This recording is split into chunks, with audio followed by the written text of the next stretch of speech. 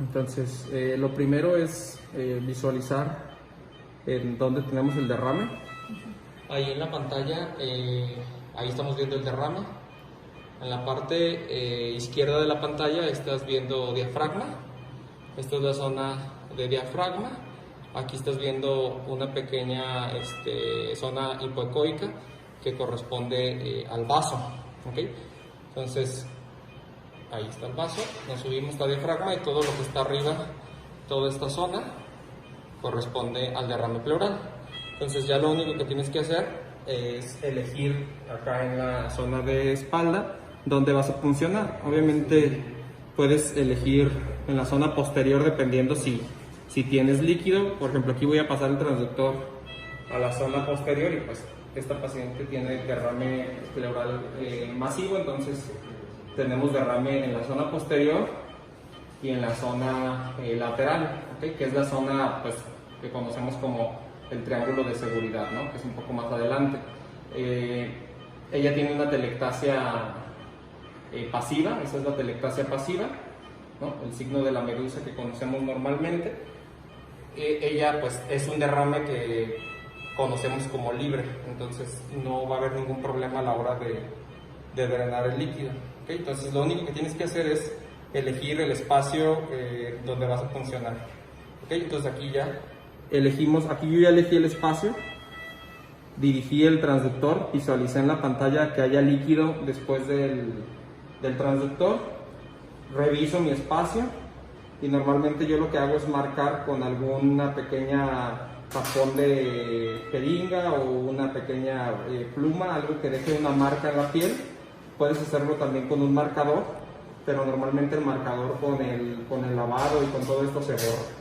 Entonces pones tu marca, vuelves a poner tu transductor justamente en el centro del transductor, pones la marca y tienes que ver que hay líquido, ¿no? Y en esta misma dirección que está el transductor, en esa misma dirección, es la misma dirección que tú tienes que hacer la punción. ¿Ok? Pues ahora nomás vamos a preparar todo para... Entonces, ¿regalas tantita luz? A ver si se ve con la luz porque luego se ve bien.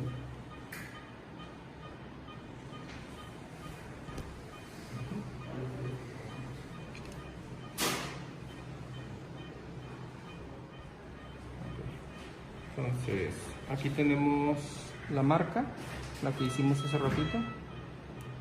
Aquí nomás, aquí está.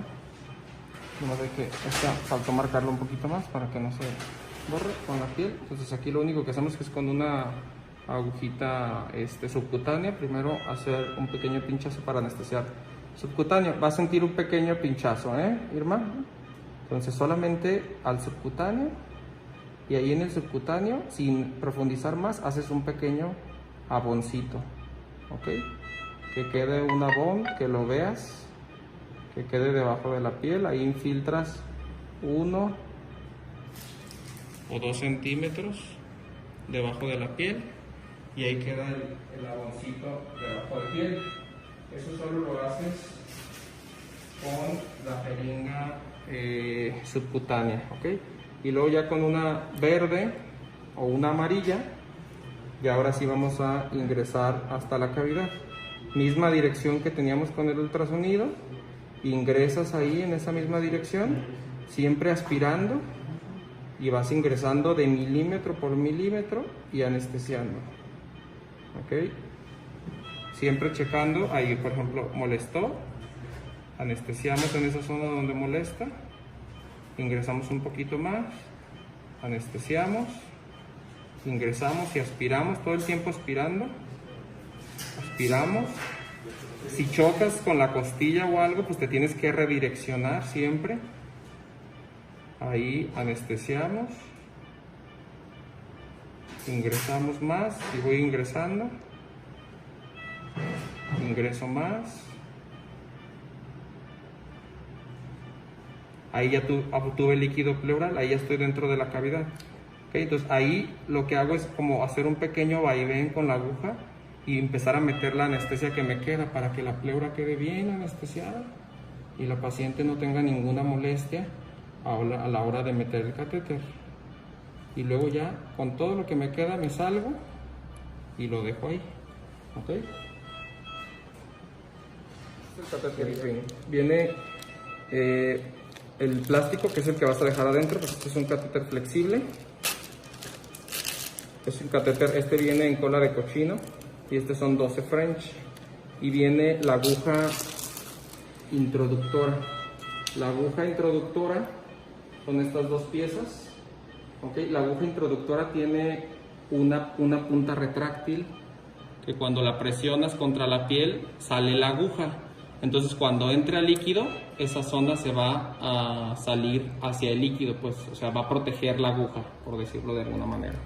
Entonces lo único que haces es tú introducir esto en este orificio del catéter, introduces la aguja. Hay que tener cuidado a la hora de introducirlo para que no perfores el catéter, porque como aquí tiene una curva, si lo introduces muy forzado puedes perforar el catéter y romperlo. Entonces lo introduces, queda recto y así queda. El catéter tiene una marca aquí verde que cuando se presiona el pivote contra la piel se esconde esa marca verde. Entonces quiere decir que cuando tú entres a la cavidad, esa zona verde va a salir y quiere decir que estás dentro de la cavidad pleural, ¿ok? Entonces, ya tenemos anestesiado. Entonces lo único que hay que hacer es hacer un pequeño corte en la piel porque el catéter es algo grueso. Entonces con un catéter número 15, con una bisturí, perdón, hacemos un pequeño corte en piel, muy fino, ¿ok? Solamente para permitir el paso del inicio del catéter. Ahí los pacientes que tengan hepatopatía o que tengan algún tipo de circulación venosa colateral en piel, pues son los pacientes que de pronto pueden tener algo de sangradito en esa zona. Y bueno, eso es con lo que hay que tener de pronto cuidado. Entonces ya que hiciste el corte, ahí por donde hiciste el corte, misma dirección que con el ultrasonido, pones el catéter bien fijo desde acá atrás y acá adelante, empujas. ¿Duele? Un poquito me duele. Ok, tranquilita. Vas a sentir empujones, es lo único que vas a sentir. Entonces empujas y cuando empujas, aquí estás viendo que la aguja está adentro, ¿ok? Entonces vas empujando hasta que estás dentro de la cavidad. Ahí ya estamos dentro de la cavidad, ya está, de hecho se está viendo que está saliendo líquido. Entonces lo único que haces es pasar el catéter y sacar el metal, ¿ok? Vas pasando el catéter hacia adentro y mientras vas sacando el metal y vas pasando el catéter, ¿ok? Ahí ya llevo la mitad del catéter dentro y la mitad de la aguja afuera.